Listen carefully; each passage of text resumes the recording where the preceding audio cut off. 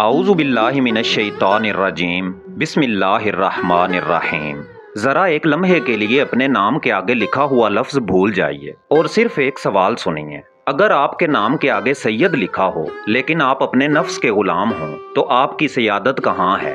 اور اگر کسی کے نام کے آگے سید نہ لکھا ہو لیکن وہ اللہ کا ولی بن جائے تو کیا اس کی ولایت صرف اس کے لیے کم ہو جائے گی کہ اس کے نام کے آگے ایک لفظ موجود نہیں؟ اور سب سے بڑا سوال، اگر کوئی شخص اپنے نام کے ساتھ سید لکھے تو کیا صرف یہ لفظ اسے آل رسول صلی اللہ علیہ وآلہ وسلم ثابت کر دیتا ہے؟ آج کی گفتگو کسی ایک شخص کے خلاف نہیں، یہ کسی خاندان کے خلاف نہیں، یہ کسی برادری کے خلاف نہیں، یہ ایک لفظ کے پیچھے چھپی ہوئی ایک پوری ذہنی دنیا کو سمجھنے کی کوشش ہے۔ کیونکہ بعض اوقات ہم دوسروں کے نام کے آگے لکھے ہوئے الفاظ پڑھتے رہتے ہیں مگر اپنے اندر لکھے ہوئے الفاظ پڑھنا بھول جاتے ہیں۔ آج ہم سید کو صرف لغت میں نہیں دیکھیں گے، ہم اسے نسب میں دیکھیں گے، ولایت میں دیکھیں گے اور آخر میں اپنے نفس کے آئینے میں دیکھیں گے۔ تو آئیے شروع کرتے ہیں۔ سب سے پہلے ایک بنیادی سوال، سید آخر ہے کیا؟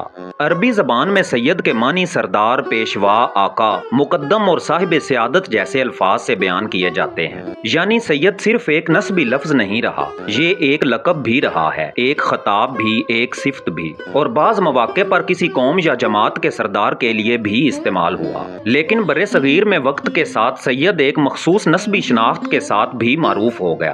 آج ہمارے معاشرے میں جب کسی کے نام کے آگے سید لکھا دیکھتے ہیں تو عام طور پر ہمارے ذہن میں سردار نہیں آتا، ہم سمجھتے ہیں یہ شخص سادات سے ہے، یعنی رسول اللہ صلی اللہ علیہ وآلہ وسلم کے خانوادے سے نسبی نسبت رکھتا ہے، اور یہی وہ مقام ہے جہاں ایک بہت اہم فرق پیدا ہوتا ہے۔ لفظ کا لغوی معنی اور معاشرے میں اس کا عرفی مفہوم ہمیشہ ایک نہیں ہوتا۔ اب سوال یہ ہے، اگر کسی شخص کے نام کے ساتھ سید لکھا ہو تو کیا ہم صرف اس ایک لفظ کی بنیاد پر اس کا نسب قطعی طور پر ثابت کر سکتے ہیں؟ نہیں، کیونکہ نام، لقب، عرف، خاندانی شناخت اور حقیقی نسب یہ سب ایک چیز نہیں۔ ایک لقب نسل در نسل خاندانی نام بن سکتا ہے، کسی علاقے میں کوئی خطاب مشہور ہو سکتا ہے، کسی بزرگ کی نسبت خاندان کے نام کا حصہ بن سکتی ہے، اور کبھی یہی نسبت حقیقی نسب کی علامت بھی ہو سکتی ہے۔ اس لیے تحقیق صرف نام دیکھ کر فیصلہ نہیں کرتی، تحقیق پوچھتی ہے یہ نسبت کہاں سے آئی، اس کی خاندانی روایت کیا ہے،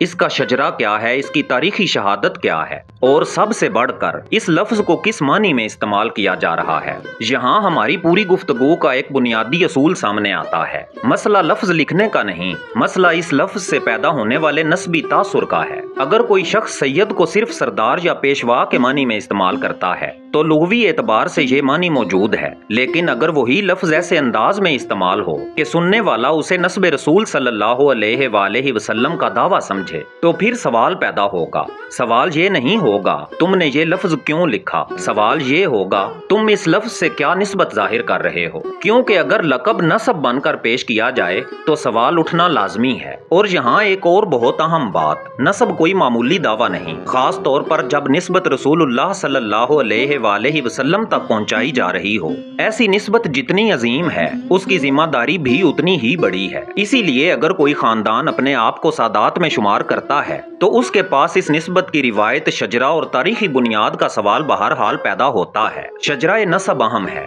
لیکن صرف ایک کاغذ دکھا دینا بھی تحقیق کا آخری مرحلہ نہیں۔ یہ بھی دیکھا جائے گا کہ شجرہ کب لکھا گیا، کس نے مرتب کیا، اس کے پرانے شواہد کہاں ہیں، درمیان کی نسلوں کے بارے میں کیا تاریخی مواد موجود ہے، کیا خاندان کی روایت دوسرے ذرائع سے بھی ملتی ہے۔ اسی طرح زبانی روایت کو بھی فوراً جھوٹ نہیں کہا جا سکتا، لیکن صرف زبانی روایت کو قطعی تاریخی ثبوت سمجھ لینا بھی درست نہیں۔ روایت کو سنا جائے، محفوظ کیا جائے، پھر تحقیق کے پیمانے پر پرکھا جائے، یہی علمی دیانت ہے۔ لیکن اب ذرا ایک اور سوال کی طرف آئیے، کیا سید ہونا اور ولی ہونا ایک ہی چیز ہے؟ بالکل نہیں۔ سید ہونا ایک نسبی نسبت ہے اور ولایت ایک روحانی مقام۔ ایک شخص نسباً سید ہو سکتا ہے لیکن صرف نسب کی بنیاد پر اس کی ولایت ثابت نہیں ہو جاتی، اور ایک شخص سادات میں سے نہ ہو لیکن اللہ اسے تقوی، معرفت اور ولایت عطا فرما دے تو اس کی روحانی عظمت ختم نہیں ہو جاتی۔ قرآن کریم کہتا ہے اللہ کے نزدیک تم میں زیادہ عزت والا وہ ہے جو زیادہ متقی ہے، یعنی نسب اپنی جگہ اور تقوی اپنی جگہ۔ اور جہاں حضرت سلطان باہو رحمۃ اللہ علیہ کی مثال بہت معنی خیز ہو جاتی ہے۔ برِ صغیر کی روحانی روایت میں حضرت سلطان باہو رحمۃ اللہ علیہ کو سلطان العارفین کے لقب سے یاد کیا جاتا ہے اور تاریخی تعارفات میں ان کی نسبت آوان برادری سے بھی بیان ہوئی ہے۔ ہم یہاں ان کے بارے میں مختلف نسبی روایات کی بحث نہیں چھیڑ رہے، ہم صرف ایک بنیادی حقیقت دیکھ رہے ہیں۔ ان کی روحانی عظمت کسی لفظ کی محتاج ہو کر سامنے نہیں آئی، ان کی پہچان فقر سے ہوئی، معرفت سے ہوئی، ذکر سے ہوئی، روحانی تعلیم سے ہوئی اور اس اثر سے ہوئی جو صدیوں بعد بھی لوگوں کے دلوں میں باقی ہے۔ یعنی ولایت کو نسب کا محتاج نہ بناؤ۔ اگر غیر سید اللہ کا ولی ہو سکتا ہے تو صرف اس لیے اس کی ولایت کو رد نہیں کیا جا سکتا کہ اس کے نام کے ساتھ سید نہیں لکھا، اور اگر کوئی سید ہے تو صرف اس نسبت کی بنیاد پر اسے ولی بھی قرار نہیں دیا جا سکتا۔ اسی لیے 3 جملے یاد رکھیں: سید ہونا ولایت کی ضمانت نہیں، غیر سید ہونا ولایت کی نفی نہیں، اور ولی ہونا نسب رسول صلی اللہ علیہ وآلہ وسلم کا متبادل نہیں۔ لیکن یہاں ایک تیسرا ستون بھی ہے: نسب، ولایت، ادب۔ نسب تمہیں ایک نسبت دیتا ہے، ولایت تمہیں اللہ کے قرب کی طرف لے جاتی ہے، اور ادب بتاتا ہے کہ ان نسبتوں کے ساتھ تمہارا برتاؤ کیا ہے۔ کیا کوئی شخص ولایت کا دعویٰ کرے اور اہل بیت علیہم السلام کے ادب سے خالی ہو؟ ہم کسی مخصوص فرد کے بارے میں قطعی فیصلہ نہیں کریں گے، کسی کے باطن کا آخری فیصلہ اللہ ہی جانتا ہے، لیکن ایک اصول ضرور ہے: اگر کوئی رسول اللہ صلی اللہ علیہ وآلہ وسلم سے محبت کا دعویٰ کرتا ہے تو اہل بیت علیہم السلام کی حرمت اور محبت اس کے دل میں ہونی چاہیے، کیونکہ محبت صرف زبان کا لفظ نہیں، محبت کردار میں ظاہر ہوتی ہے۔ اگر مولا علی علیہ السلام کی محبت ہے تو حق کے ساتھ تعلق بھی دیکھو، اگر امام حسین علیہ السلام کی محبت ہے تو ظلم کے مقابلے میں اپنا کردار بھی دیکھو، اگر اہل بیت علیہم السلام کا ادب ہے تو اپنے اخلاق میں اس ادب کا اثر بھی دیکھو۔ دعویٰ بڑا ہو تو آئینہ بھی بڑا ہونا چاہیے۔ اور اب سید کے لفظ کو آخری بار پکڑتے ہیں۔ ہم نے کہا سید یعنی سردار، تو میں آپ سے پوچھتا ہوں، اگر تم اپنے نام کے آگے سردار لکھتے ہو، کیا تم اپنے نفس کے بھی سردار ہو یا تمہارا نفس تمہیں چلا رہا ہے؟ غصہ آیا تم غصے کے غلام، خواہش آئی تم خواہش کے غلام، لوگوں نے تعریف کی تم پھول گئے، کسی نے تنقید کی تم ٹوٹ گئے، دنیا نے دولت دی تم دنیا کے غلام، شہرت ملی تم شہرت کے غلام۔ پھر بتاؤ سرداری کہاں ہے، نام کے آگے یا باطن کے اندر؟ کیونکہ نام کے آگے سرداری اور اندر نفس کی غلامی، یہ کیسی سیادت ہے؟ دنیا کے سامنے بڑا ہونا آسان ہے، اپنے نفس کے سامنے بڑا ہونا مشکل ہے۔ لوگوں کا سردار بننا آسان ہے، اپنے نفس کا سردار بننا مشکل ہے۔ اور جس انسان کو اس کا نفس چلا رہا ہو وہ 1000 القاب کے باوجود اپنے اندر غلام ہے۔ یہاں فقر کا ایک بڑا راز کھلتا ہے۔ فقر صرف دنیا چھوڑنے کا نام نہیں، فقر یہ بھی ہے کہ دنیا تمہیں اپنا غلام نہ بنا سکے، خواہش تمہاری مالک نہ بنے، انا تمہارا آقا نہ بنے، شہرت تمہاری عبادت نہ بن جائے، اور سب سے بڑھ کر نفس تمہارا خدا نہ بن جائے۔ اسی لیے اگر کوئی واقعی سید ہے تو اپنی نسبت پر شکر کرے، تکبر نہ کرے، اور اگر کوئی غیر سید ہے تو احساس کمتری میں نہ جائے، اور اگر کوئی ولایت کا دعویٰ کرتا ہے تو اپنے نفس اور اپنے ادب کو دیکھے، کیونکہ جتنا بڑا دعویٰ اتنا ہی بڑا احتساب۔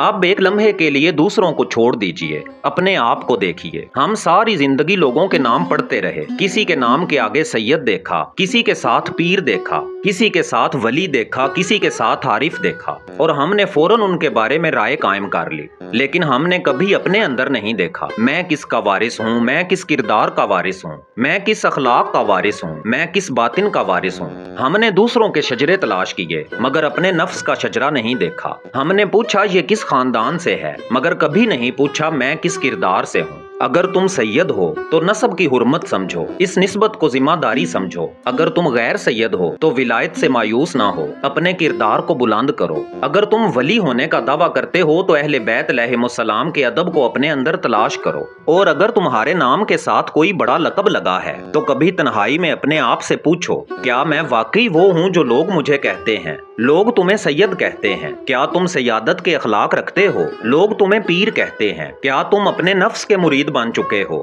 لوگ تمہیں ولی کہتے ہیں، کیا تم اللہ کے سامنے واقعی بندے ہو؟ لوگ تمہیں عارف کہتے ہیں، کیا تم نے اپنے نفس کو پہچانا؟ یہ سوال دوسروں کے لیے نہیں، یہ سوال میرے لیے بھی ہے اور آپ کے لیے بھی، کیونکہ انسان کی سب سے بڑی شکست یہ نہیں کہ وہ دوسروں کو دھوکہ دے دے، سب سے بڑی شکست یہ ہے کہ وہ اپنے آپ کو دھوکہ دینے لگے۔ لوگ اسے بڑا سمجھتے رہیں اور وہ اندر سے جانتا ہو کہ وہ خالی ہے۔ لوگ اسے سردار کہیں اور وہ اپنی خواہش کا غلام ہو۔ لوگ اسے ولی کہیں اور اس کا نفس اسے چلا رہا ہو۔ لوگ اسے عارف کہیں اور وہ ابھی تک اپنے آپ سے نا واقف ہو۔